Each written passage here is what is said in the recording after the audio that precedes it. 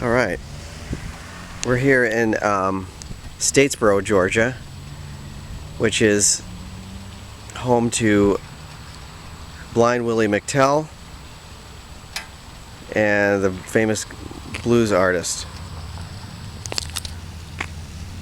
And looking at V-Strom, my V-Strom, Suzuki V-Strom 2006 V-Strom DL1000, and just give you a quick walk around. I really like this bike. As usual, it's kind of hard not to like a bike. They're so good now. And I bought it used, but it's a great touring bike. I think it'd be an awesome police bike. I really do. I don't know why they don't use them for police bikes. The most agile bike ever. I mean, you could turn on a dime with this thing, and especially at low speeds when you almost think you need to catch yourself, you have the really wide handlebars to maneuver. Incredible turning radius and seating position. One of the more comfortable bikes I've ridden. And just due to the seating position, cool. So the new ones look even better. This has a lot of upgrades. Let's look at some. These, I don't like these that much, but I bought it used, but these are really good quality hand guards. They don't protect from the wind as much as I'd like, but they have this so you could fall and protect your bike better, because this is really solid.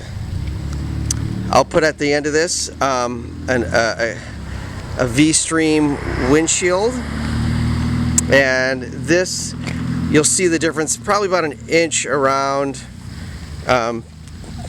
extra protection, certainly about that much extra protection up top here. Cool. Works really well, very nice. Got these crash bars here. Now the bike's pretty hot, so I'm not going to touch it. Upgraded engine guard down here, made by hand. I'll have to list where it was made by hand by, but fabricated by hand by someone. Got it online. This does have the gear fix, the internal, some kind of gear fixing. I'll try to write about that too, where like it just fixed some kind of, oh shoot, I'll have to write about it. I'm sorry, I'm not prepared as much as I thought I would be. Upgraded seat. So this seat, these are supposed to protect your perineum, we'll call it. That's your taint, right? Your crotch. Now,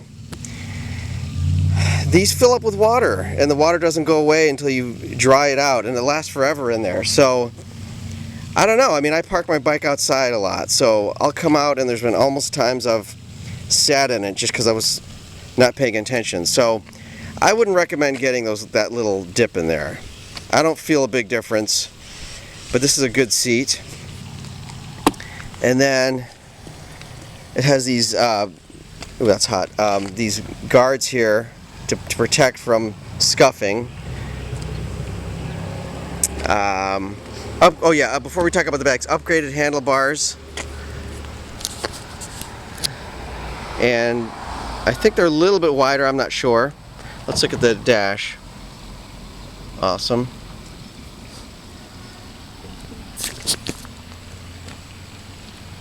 Alright, now, these bags. GV bags, mono key system, and they'll hold a helmet and a full face helmet. But you got to make sure you position it in there pretty well. Now, I don't like the fact that these GV bags, you have to lock, if you want that to stay down, you have to lock it down. Because sometimes I just want to get in and out of my bag. I don't have anything valuable back there that I want to lock up. And you got to break out the key, turn off the motor, or have it on a separate thing. But they're really good quality, you know. I mean, they're watertight and awesome. Brand new tires. So these are the Jashenko or Jashenkos. Cool. Let's take a look at those. And I'm just showing you this because I know if you're like me and you're thinking about getting a bike, you look at a bunch of these YouTube videos on bikes and just to see what you like. Now these are from a DL650, these mirrors. They work well.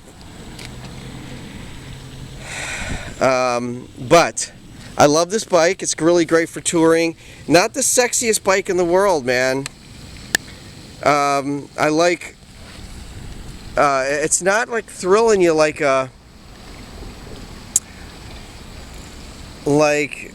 hang on a sec. Like maybe like a Harley, or I love a Triumph. I love a Harley. I love Kawasaki. And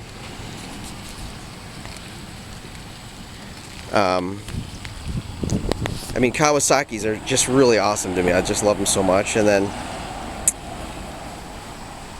I saw someone with a Triumph Trophy, the newer one, driving just today, and I thought that was a really cool bike. But anyways, good stuff. So the things I don't like about the bike, we can talk about that now. I still would like more wind protection, and this protects really well my chest and everything like that. I would like it. I don't like it when it hits my shoulders, and I would like to be able to feel really no wind at all. You know, that's why I like this old Concourse I have. And I think you should be able to read the Sunday New York Times on the way to work behind your windscreen. That's how much protection I think you should get from a touring bike. I know it'd be very difficult to do that, but give it a try, see what happens. Oh yeah, so the other thing is passengers, okay? When this is a great bike for passengers, and for a few reasons.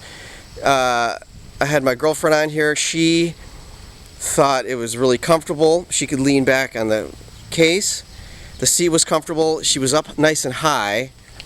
For me, I liked it because I had these wide handlebars at low speeds when I needed to kind of manhandle the bike and turn with her on it and maneuver around and like traffic and stuff. It was easy to do that. Like I had a lot of leverage, and it just was a great passenger bike. And then it has all this power. It loves to pull, just pulling right up the hill over the Charleston Bridge there with no problem. I mean, and we had a great day on the bike, and plenty of room for her stuff to put in back. And she just loved it. So, also this is an upgrade here. This padded thing. So let's start it up, man.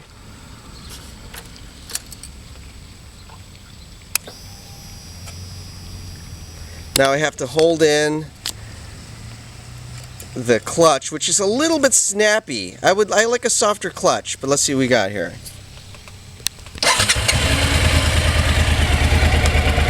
I wish the clutch was a little bit easier to grip, like a Kawasaki's. And awesome, man.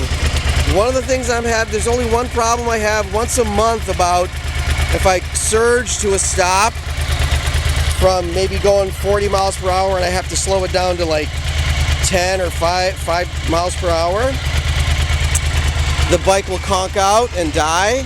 And I have to restart it, turn it off, and turn it on again really quickly, and hope that the guy in back of you doesn't hit you. And down here in the South, you get a lot of guys in pickup trucks who follow way too close and get really I don't know, they get really pissed off at people on motorcycles, I think. Probably because who knows why, but to me, guys in pickup trucks are the most dangerous people I've ever come in contact with on the road. Worse than people on their cell phone. So, I don't know, who knows why, but alright. Let's look at the rear. Look at that. I'm getting puffs of wind by the exhaust. Alright, I'm just keep moving around this thing. I know it's kind of boring, but get yourself a tank bra because they're awesome. Every bike should have a tank bra, period. That's it. This one is from, I think, Victoria's Secret. But once again, I'd like to have better wind protection, and a throttle master would help, because I ride this thing. Let's rev it up. I ride this thing. I was riding it 4 hours a day to commute, 2 hours there, 2 hours back, and after a while my hand was getting tired.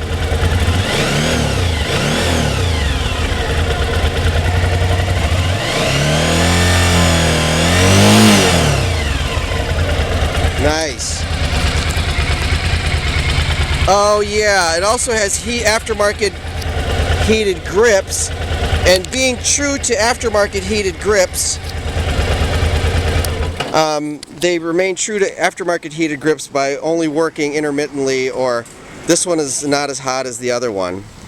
After about a year that happened. So I've never met anyone who put aftermarket heated grips on and they worked well after a year. They never seem to work perfectly. Everyone always tells me that, and that's my experience from talking to people. But great bike.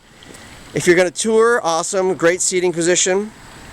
Comfortable as hell. Your legs are stretched out. Plenty of room on the seat to move around when your butt gets tired.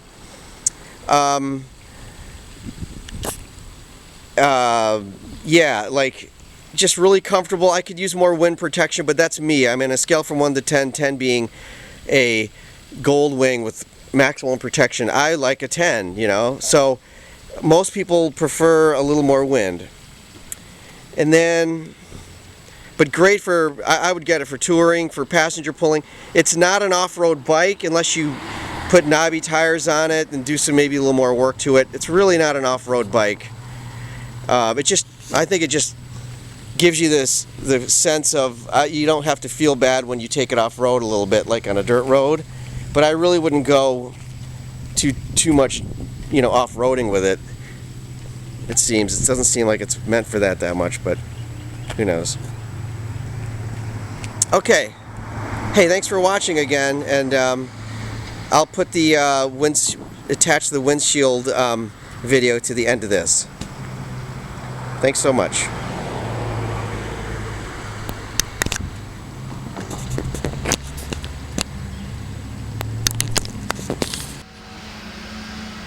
Here we see the two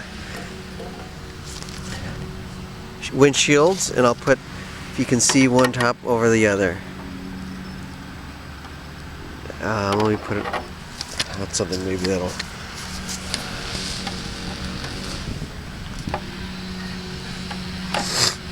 so you can't even really see the difference, but there's the edge there. I mean, just a minimal amount on the edge, wider, and looks like about 4 or 5 inches taller.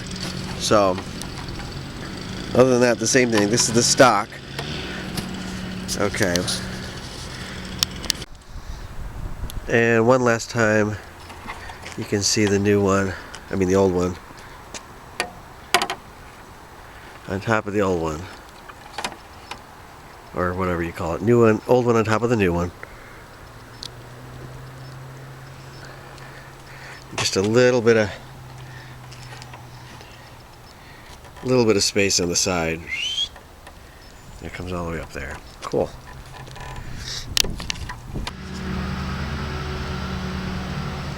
Alright, let's give it a try.